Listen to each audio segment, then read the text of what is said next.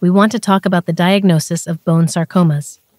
This is a very important topic, especially because it requires true experts. Professor Dierksen, you are the head of Pediatrics 3 here in Essen at the University Hospital, which is also a sarcoma center.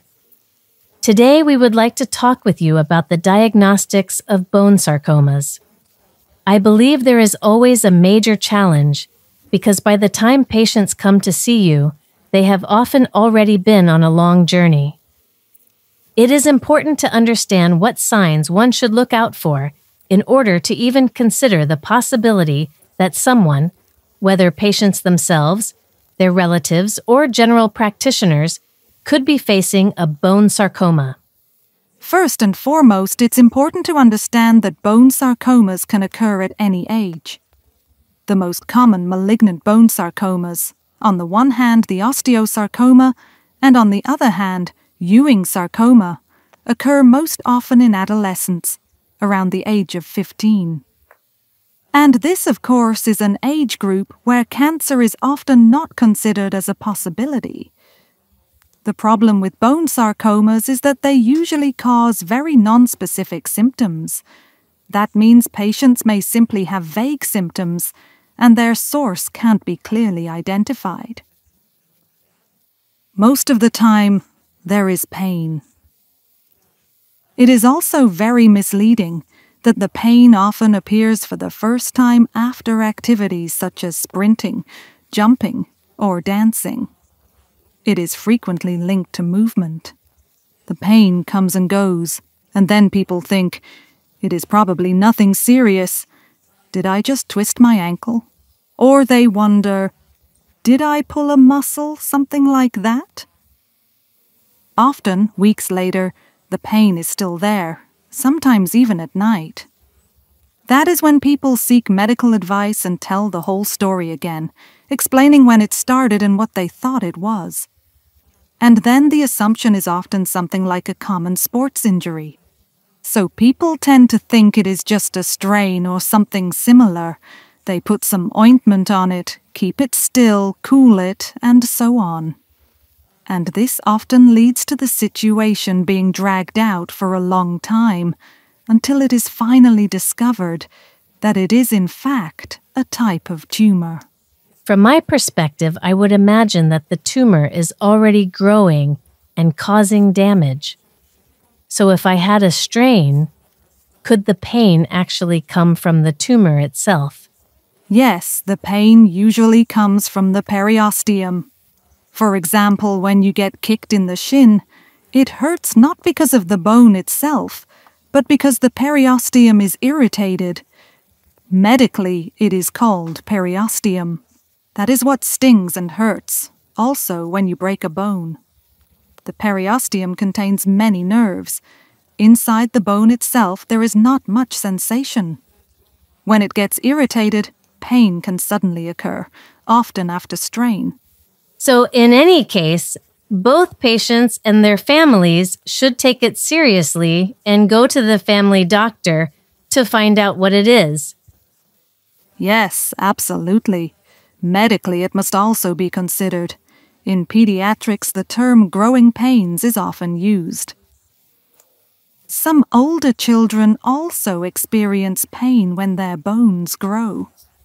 But this is ultimately a diagnosis of exclusion, something you say when you believe it cannot be anything serious. If the pain persists, it must be investigated further. Nowadays, getting appointments at a specialist can take a long time. Are there also quick and simple methods to detect a bone sarcoma? Yes, bone sarcomas can usually be recognized very well on a standard X-ray. They show specific signs. Osteosarcoma is called that because it originates from bone cells. The osteosarcoma itself also produces chaotic bone tissue. So on an X-ray image, you can see a tumor formation with calcifications next to the normal bone. And at the same time, On a regular X-ray image, you can see black areas in the normal bone where the tumor has dissolved the bone. So sometimes it can almost be diagnosed visually. With Ewing sarcoma, the tumor dissolves bone in the middle and often irritates the periosteum. That produces what we call an onion skin pattern. That is because it looks like the skin of an onion because the periosteum is lifted in layers and from the bone spicules project outward. When you see that, it is very suspicious. Can you see this on a regular X-ray? Yes, you can see it on a regular X-ray, but of course also other conditions may also cause a similar reaction, such as inflammation. But usually one would want a clear diagnosis on that as well, right? From your experience, what is often the first imaging that young patients undergo that leads to the suspicion of a bone sarcoma? Many patients first get an X-ray, some also receive an MRI directly. It depends on whether the general practitioner already feels a swelling during the examination. In case there still are doubts for a proper diagnosis, the general practitioner usually refers directly to radiology. Okay. Well, I guess then we have to hope that patients have a good general practitioner. Are there also indications in the blood? No, not really. Okay, so blood test? A blood test does not really help. Sometimes, if the tumors are large, you may see slightly elevated inflammation markers in a blood test. This is common in many tumor diseases, but it does not prove that it is a tumor. So that could almost lead you in the wrong direction, could it not? If you were unlucky, yes. Okay. And when patients are referred to specialists, what imaging is usually performed? Depending on where the tumor is located, an MRI scan is usually done. That is very useful because it shows how far the tumor has spread and whether it is connected to the surrounding nerves and blood vessels in the area. And this information is also very helpful later for planning a surgery. Of course, it is very important to know the tumor's exact position, especially for tumors on the limbs, so on an arm or leg. The entire affected bone must always be imaged and clearly seen on the MRI image. Sometimes the main tumor is here, but there may also be smaller secondary tumors in the same bone. And for planning the right treatment of the tumor, I need to know that. Okay. So that is a very important part of diagnostics. It is what we call a compartment. And with MRI, the advantage is that it uses no radiation, only magnetic fields. It is that long, narrow tube where you lie inside completely. And it is very loud. Very loud. So I think it's always very important that the people who operate tell patients that they need that ear protection. What are your experiences? What are the main concerns or experiences that your patients have with the MRI? So, in my daily work, I work a lot with children and young people. We try to prepare them well. Here in Essen, we have a virtual reality program, the Penguin Nauten Trainer, where children can practice.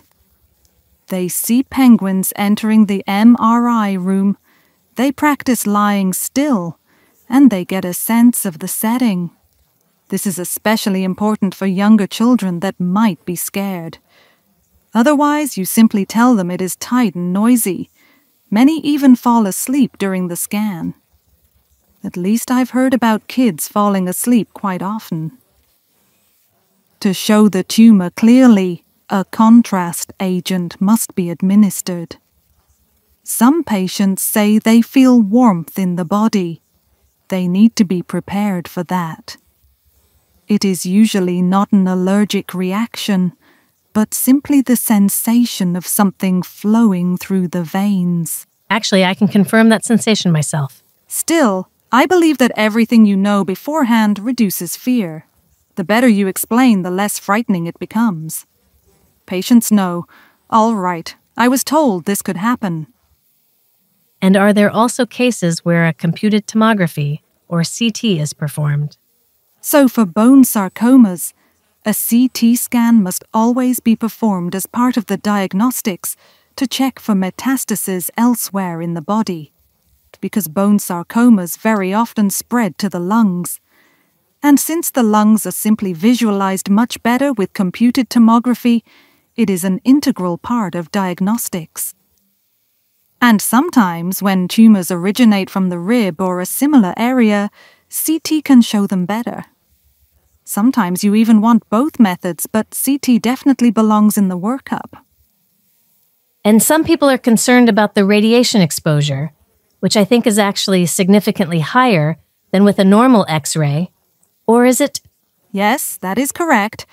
It is often compared to transatlantic flights, which also involve a certain exposure. Modern scanners deliver significantly less radiation than older devices. Most of the time, the first CT needs to be done with very thin slices and high detail, which takes longer and may involve a higher dose. Later on, you can also perform so-called low-dose CTs with less exposure. But to be honest, you have to get through the cancer first. These concerns are secondary, because if I do not know where something is, I cannot treat it, and then it may come back in that spot because it was not recognized. That would be far worse. This is truly important. So it is important to emphasize that a CT scan is never done for fun. It is performed when there is a specific suspicion, and then it becomes crucial to check whether that suspicion is confirmed or, with luck, not confirmed. To clarify, a CT is not a deep tube, but rather a large ring. It makes some noise, though actually not that much. You hear a gentle shh, shh, shh, a kind of grinding sound.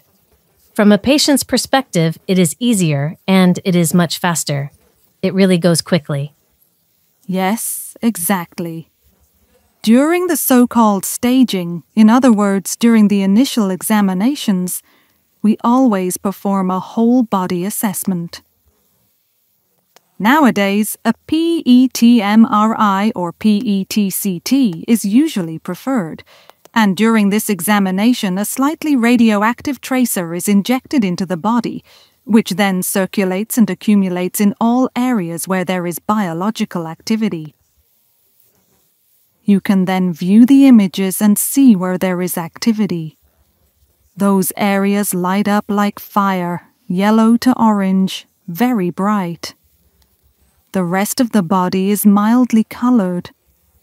With this type of examination, you can actually search the entire body for metastases. By activity, I would assume there are many naturally active regions. My heart is always active. My brain is always active. Do those light up as well? They always glow, otherwise it would be bad. Okay, really like that? Exactly. Okay, understood. And are they very reliable? Do you get a fairly reliable overview with them? Yes, they are very reliable, because with this type of examination you can look into the farthest corners of the body, and hence you can see clearly whether a point is also glowing, which, as I said, makes it suspicious for a metastasis. They are not highly specific, though. If I have an inflammation somewhere, or if I previously injured my leg or another area, there is activity there as well because the body is repairing tissue. That also lights up. So these images must always be interpreted in the context of the clinical story. Even so, they are extremely valuable clues for us. We have now discussed many details, and we may have passed over one key point. When should someone actually go to a sarcoma center? We have moved from the simple X-ray to detailed imaging. At what point should one definitely say that now is the time to go to a sarcoma center? So, definitely, one should go to a sarcoma center as soon as possible when there is suspicion that it could be a sarcoma. If there is a classic X-ray suggesting this, a general practitioner could already refer patients to a sarcoma center and let the team there plan the next steps. Sometimes that is a good approach. You can also present with local imaging, meaning after an MRI has been performed. Everything else is usually arranged at the clinic. Okay, but it is important to understand this clearly. Planned or coordinated does not mean that everything must be done in the hospital. These scans, such as PET-MRI or PET-CT, are relatively rare. Some practices offer them, but that is uncommon, and they are usually done at the center. MRI is often available externally, and PET usually as well. What should someone do to find a sarcoma center? Nowadays, this information is quite easy to find. To find a sarcoma center, you can, of course, consult the internet. Centers in Germany are listed there. There is OncoCert, which certifies them. You can check their listings. You can also check with the German Sarcoma Foundation, and all sarcoma centers have their own websites. You can usually find them with the right keywords on your preferred search engine. If you have questions, you can always contact the German Sarcoma Foundation to find out to which center in your area you should go for a specific illness. Many people experience difficulty getting appointments when they want to be examined. How is it with sarcoma centers? Are patients invited there promptly? I would say that you can always get appointments there if there is a truly urgent suspicion, because the teams in sarcoma centers know how important it is for people with these conditions to be connected there. You do not have to wait forever for appointments. That is good to know. And I think another very important point that we need to touch on during the diagnostics is the biopsy. What does that mean? A biopsy means that a sample is taken from the suspicious area. It can be done in different ways. Either a small incision is made, tissue is removed, and the incision is closed, or the biopsy is performed with a biopsy needle. Depending on the tumor, several cores may be needed because different examinations have to be performed. It is important to take enough tissue to reach a definitive diagnosis afterward. It is very difficult for patients if the biopsy is too small, and 2 weeks later they return and hear that it was not enough, that a clear diagnosis was not possible, and then everything starts again. That creates enormous tension. When you say several needles, if someone has a large tumor, do you then take samples from different parts of the same tumor? Most of the time, you take them from the same region, advancing the needle in a slightly fan-shaped pattern. So from the same insertion point, but then a little different. I understand, okay? But with the aim of different locations of the same tumor. Yeah, right, and to have enough tissue. When you say needle, I imagine something very tiny. Not just the needle, but also the biopsy sample itself. Is that enough for a proper analysis of the tumor? It depends on which part you hit, I would say. Often it is better to take several cores rather than just one thin sample, because nowadays the tumor is examined in several ways. First, the tissue is embedded and examined under the microscope. Then special stainings can be done, and the cells are reviewed in detail. Many tumors are also further analyzed with molecular diagnostics because they may have genetic alterations that provide additional information. For that, fresh tissue is needed rather than embedded material. Does that mean a biopsy would have to be repeated later? No, usually not. Ideally, enough material is taken at the beginning so that everything necessary can be performed. So that is the task of pathology, or what you have just described. Yes, exactly. The sample is taken and sent to pathology as quickly as possible, and same principles apply here. Since bone sarcomas are very rare diseases, There are many excellent pathology departments in Germany, but only a few frequently see these tumor types. And that is just another advantage of sarcoma centers. There are even different specialists for the various sarcomas who should receive the material. The sarcoma centers coordinate this. If imaging already suggests a specific type, I try to indicate where to send the second pathology opinion in order to have the right specialist look at the sample. All of this detailed diagnostics primarily aims to decide what comes next, meaning the appropriate therapy. So to find out what's best for the patient and how to proceed further. Yes, exactly. First, I need to know what the tumor is called. What is it exactly? That is the most important point, because even though bone sarcoma sounds like one entity, they are in fact very different and are treated differently. That is what I must know first, and then treatment usually continues with chemotherapy. Okay, wonderful. I think we have gained a good overview of the whole topic of diagnostics for bone sarcomas. Many thanks, Professor Dierksen. Thank you for your time. In our next films, we will take a closer look at the individual diseases and how they are actually treated. With pleasure. Thank you.